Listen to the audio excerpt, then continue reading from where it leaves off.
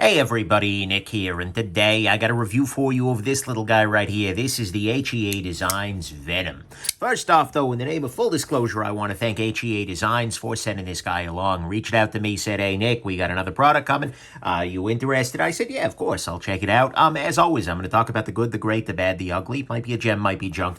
Stay still standing along. Nonetheless, we do have to assume this is the very best quality controlled one of these guys ever, and I'm doing my best not to let that affect the nature or quality of my review. Next thing, let's do some size comparison real quick. This is not a particularly large knife. We'll start off actually measuring the blade length on it. What we're seeing here is this is uncontroversially under 3 inches, but over 2.5, just under the 7-centimeter line. So what we see here is that it's going to be legal in a variety of places. Here it is against the Spyderco Delica, the Ontario Rat number 2, and so what we see is in terms of sharpened blade length, we're not so far off of either one of them. But the handle itself is a little bit on the shorter side. Then here it is against the Spyderco PM2, which absolutely dwarfs this knife. And, yeah, so anyways, there is that. And actually, one other size comparison. This right here is the HEA Falcon, which is another knife by the same designer. Also weird. Go figure. It's almost like he's got a type. I say with all the respect in the world. So, there you go. Next thing, what is this guy? Well, some of you might be thinking, well, Nick, hold on. Wasn't this out a few years ago? Isn't this a thing? It is kind of, right? This is actually a follow-up. There were two models here. There's the Venom and the Elixir. This here being the Venom, with the milling on the outside. But there were two models that were released that were in this same sort of vein a while back, the Poison and the Antidote. So this is in many ways an updated version of the Poison and Antidote. So you've got that there. Next up, HEADesigns. Who the heck is that? Oh, well, it's a guy, Sam. And a really nice guy and whatnot, but more importantly, he is a designer who works with overseas factories to get these things made. He's not very specific about which factories exactly, but nonetheless, that is going to be a thing. And there are two versions of this knife, as I said. There is the Venom, which is this guy, and the Elixir, which is roughly this guy without the handle milling. So if you don't like the crop circles sort of look, then you can definitely go for that. But otherwise, I kind of like the circles. I think it's a little bit more HEA-y. It's not a word. So that's why I went with the one I did. So let's go ahead and jump into the good, the great, the bad, and the ugly of this very interesting knife right here. So on the good side to start with, it is a reasonably compact little knife. What I mean by that is that, like, overall in the pocket, it's not particularly large. We see it's actually a little bit shorter than the Delica. And in terms of size, it's not so far off of there. The area where it is a little bit thicker is, well, in the thickness, I suppose. That the area where it is thicker is in thickness. Yes, that's good.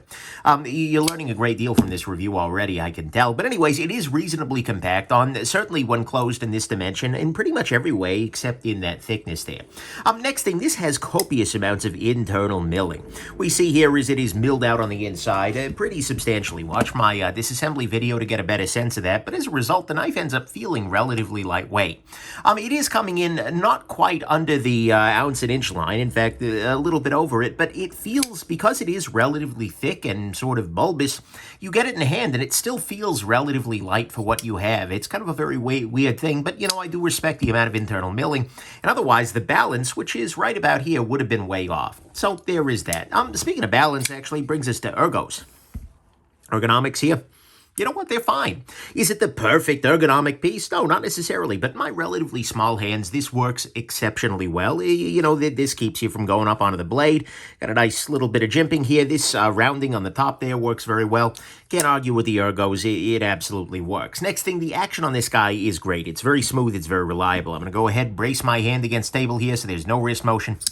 Yeah, 100% reliable deployment. Yeah, that's a beautiful thing. With the flipper tab, it deploys well. Note that there is no way to flick this guy open because the hole is, well, contained entirely inside the handle. The entire blade is. So, there is that. Next thing, this guy is, oh, and by the way, it is a relatively smooth action as well. See here, it closes very readily, so that's good. Next thing, blade on this guy is a nice blade. It's an S35VN, which is a pretty middle-of-the-road steel, but it is good to go, absolutely.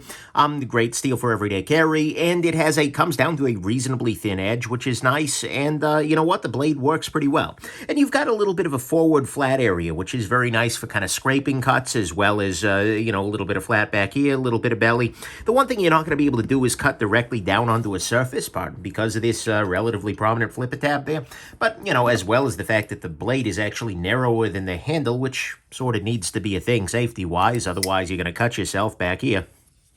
But nonetheless, it is a nice little blade with a very reasonably thin edge. Next thing, and honestly, one of the biggest things that this has going for it is the number of details here. HEAdesigns, well, design is in the name, right? And so you can tell that they're gonna, you would hope certainly, that they're gonna go deep into the designs. And there are a lot of nice little details on this guy. I mean, to start with, this could just be a stonewashed titanium, but what we see here, if we zoom in a little bit, here, I'll just go full zoom, is that actually the entire top of this guy is got a little bit of a groove thing going on to it. It's pretty obvious on this side as well.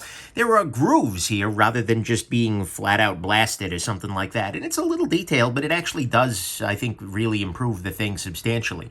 That's a nice thing. It also has on the blade a crowned spine. So what I mean by that is that the area on the back of the blade here, this is 100% rounded. It is not a flat surface. There are no sharp edges here. So, you know, not going to be great for a fire steel, but really. At the same time, that does actually improve the comfort substantially of holding it like this in a saber-style grip. The blade on this guy also has an internal chamfer here. This is not, strictly speaking, necessary, but it is a really nice thing to see. And see, there's an internal chamfer all around the inside of there. They've knocked, broken all of the edges on this guy except, well, the main one, right? But it is very nice in that way. It also has a lanyard hole in the back, which is the very best thing that a lanyard hole can be, which is hidden, missing, that kind of thing, right? You can barely see it in there, but there is actually a hole that you can stick a rope through there, and if you're looking at it from the side, though, it's not big and ugly and bleh. So that's an absolutely wonderful thing. That is, by the way, the technical term. Bleh. Anyways, there we go. Next thing, the clip on this guy actually does have a fair amount of detail to it. They've done some very detailed engraving that kind of mirrors the pattern that we find on this side. Not exactly, but very close. And you know what? I think it's pretty attractive. Coupled with this, it is a way of sort of branding the clip, but it's not actually branding at all. I mean, anybody in the knife game is going to look at that and go, yeah, HE design, but everybody else is just going to be like, what the heck are you carrying? Is it an alien artifact of some variety? Have you been probed? And so there you go. Next thing, this guy has a very nice sharpening choil. That is this little space right down here. And this is something that could have been very, very wrong with a very low grind like this guy. The grind on this is actually very interesting because we see that it goes from a very full flat grind all the way down to a relatively, is it a flat? Yeah, it goes from a very high grind basically down to a low one. This could have very easily left a wide area at the very bottom here that would be difficult to sharpen, but because they included this sharpening choil, we do not have that. That's a beautiful thing. And actually the blade itself, one thing that's worth noting is that the blade is two-tone. What we see here is that this area here looks like it's been some kind of a glass bead blasted, and then this area here is a little bit more of a belt satin kind of machine surface finish on it. So you actually have two different shades, basically, of metal on this same blade here. And then finally, this is a little detail, but it's one I appreciate, which is that the top of this knife matches the whole thing when it's closed. And by the way, this little area here is just to make it easy to unlock the guy. Lots of little details here. If you look closely, you can tell that Sam, the HEAdesigns guy, put a lot of time digging in this. We see here that the blade, though, matches the top contouring of the knife right up until it can't anymore, because that's where the frame lock needs to go. That's a really nice thing, and overall this knife is just full of details that I definitely appreciate. So to me, all of that is the good, is that it's got lots of nice details, a nice blade, a great action, ergos which are pretty reasonable for the size, good internal milling, and it is reasonably compact. The great front, honestly, the thing that's great to me about this is the fact that it is so unique. There is literally nothing else like this on the market that isn't the Antidote, etc., right? That's not a... this is unique. This is its own special beast, right? Love it or hate it, this is unlike any other knife. And there is really no credible way, in my opinion, to say, oh, I don't know, this is derivative of that thing. Something truly individual in design is rarer than ever, especially in a world like knife making where there are so many patterns, where there are so many groundbreaking pieces that everybody kind of likes. This is unique. And so something truly individual in design is a beautiful thing, and HEA just keeps doing it.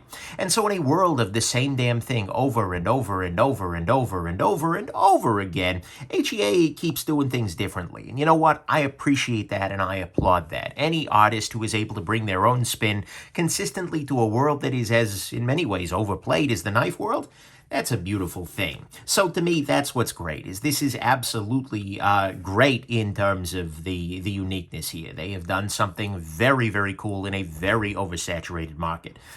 So on the bad side, to start with, anytime you have something that is unique, you will also have something that is polarizing. The same way that this is something that's unique enough for many to love, it's also going to be unique enough for many to hate. And so there are going to be people who pointedly dislike this knife as much as there are going to be people who pointedly like it, right? That is something you want to keep in mind, and it's the downside of not doing hotel artwork in offensive knife making. Is it really a problem? No, but it is something you want to keep in mind.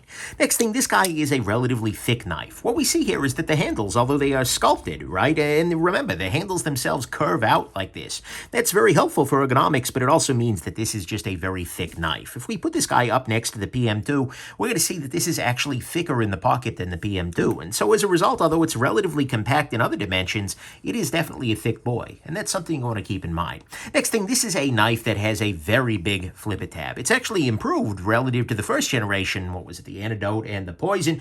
But oh boy, this guy is a pocket pecker. It is going to be pecking on whatever else is in your pocket all damn day long. They've done some nice things in terms of rounding and chamfering the edges of the flipper tab here, but it is definitely a very big, very gratuitous flipper tab. And in fact, this is a very nice argument, having this little area here for something along these lines. This is the Concept Knives Reverie, where you have a top flipper. It's kind of a front flipper thing, but you can really reach out and kind of grab it in this way. I feel like that would have been an approach to getting this knife openable, and I'd love to see a variant with something more like that. Put a little jimping on this part back here, and it might work pretty well. But anyways, this is definitely one of the more prominent flipper tabs out there still, and it's definitely something that you have to keep in mind. Some people don't mind it, some people love it, some people hate it, but it is a pocket pecker 100%.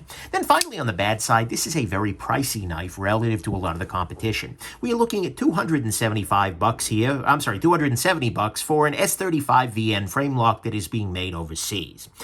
That is absolutely not pushing the bounds of value, right? At this kind of a price point, very often people are using things like M390 or other higher end steels, and at this kind of a price point, you know, titanium frame locks, you can get a bunch of them. This is a case where you are paying very much for the design. You are paying for this knife because no one else is making this knife, or frankly, anything super remotely like it, right? This is absolutely a premium for that design, and for, you know, it's well made. I can't get too bent out of shape, but in terms of value, this is not, this is not at the top of the value curve, so to speak. This is definitely a pricey knife, and you're buying this and you're paying that money because you love the design, not because this is the cheapest or best value way to get a knife into your pocket. So, to me, all of that is the bad. It is pocket packing, it is a thick boy, it is relatively pricey, and because it is unique, it's going to be a little polarizing. On the ugly front, there is only one ugly issue with this, and that is that this is technically speaking a limited run. If you look on the website, he says only 50 pieces of each variant will be made. That said, HEADesigns, being a very strong design language, doesn't tend to sell out immediately, right? And at this time of filming, there were still most of the variants available. The other runs have went slowly. That's why I'm happy to take a look at this guy, but still, at the same time, it always bothers me when makers make a batch of knives that are DOA, right? It's one thing to say, hey, first batch is only 50 knives. If we sell through those, we'll talk. But it's another to kill the design before it's done, before it's even born by saying, oh, wait, 50 pieces, that's it, case closed, right? Because what if this turns out to be a runaway hit? What if it turns out to be something that 150,000 people are all after? Then this is going to not be able to make him any more money. I get it that he's a small maker and his stuff tends to be polarizing, but this is limited run is like annoying fear of missing out marketing at the very best. I don't know. I just wish that they would say, hey, small batch to start, but we'll make as many as we need and leave the door open to continue with the greatest hits. To me, that limited run marketing, and especially, by the way, if you're going to do 50 of 50, at least tell people, give me a 1 out of 50, 2 out of 50 or something like that. I just don't care for that kind of affair, right? So to me, what is ugly is that these are limited runs, even though they are much more available than a lot of the other limited run stuff out there. And that's something I very much hope that HEADesigns abandons in the future in favor of, hey, first batch is small, but if these sell through and we get a lot of demand, I'll keep going. Because I think, to me, that's absolutely the win. Final conclusion, though, this is actually a very unique and very neat little knife. It's a nice little size. There's a lot of internal milling to lighten it up, even though it's still not super lightweight. It's got nice ergos, it's got a great action, nice blade, lots of details, and a look that really nobody else is bringing to the table, right? It's not like, oh, well, what other weird oval, I don't know if that's an oval, ovoid. It's some kind of a thing or another. I'm sure geometers have some geometricians. Anyways, there is a class of mathematicians who I'm sure can tell me what the heck the pill shape. There we go. Whatever it is, it's a thing. It's a look that no one else is packing, and that's a beautiful thing. That is going to make it a little polarizing, a little lower in the value scale. It's a thick boy. It's pocket packing, and it is a limited edition for no good reason. But honestly, final conclusion, this feels like I've given this final conclusion before, right? I've given this conclusion for the Falcon. I've given it for the Flame. I've given it for every HEA design. It's kind of the same for everything.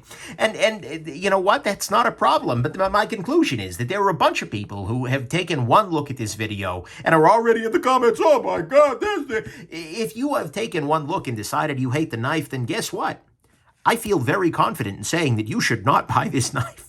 If you hate the design, there's nothing for you here. Similarly, there's a group of people who have taken one look and decided, oh my God, I love that. They want to buy this knife. And those people, I feel very similarly confident in saying you should buy this knife, right? You will love it. For you, it will absolutely be a gem. The people in the middle are the tough part, right? The people who look at the design, they're like, okay, yeah, I don't love it. I don't hate it either. That's a little tougher, right? Because this is a well-done, well-made, and well-designed little knife. And if you're liking the style, that's probably enough to put you over the edge to enjoy it, right? But if you're not like super committed to this styling, there are other pieces you can get out there that offer a little bit more value and frankly a little bit more of middle-of-the-road practical design, a little less thick, a little less pocket packy. So it is really tough to say. I think you could very much love this knife, or maybe you would, I don't know. But at the same time, like I said, this is going to be a love it or hate it design. If you hate it, don't buy it. If you love it, buy it. And if you're in the middle, see if you can get yourself to either extreme. But either way, it's a very, very well done piece, and it's a very unique piece, and that's the thing I like. So overall, if you're liking the look and you pick one up, I think you're going to come out a hair. Get it? HEA design? No? You'll think it's phenomenal? No? Be an elixir that cures what ails you if you get the one without the milling? No?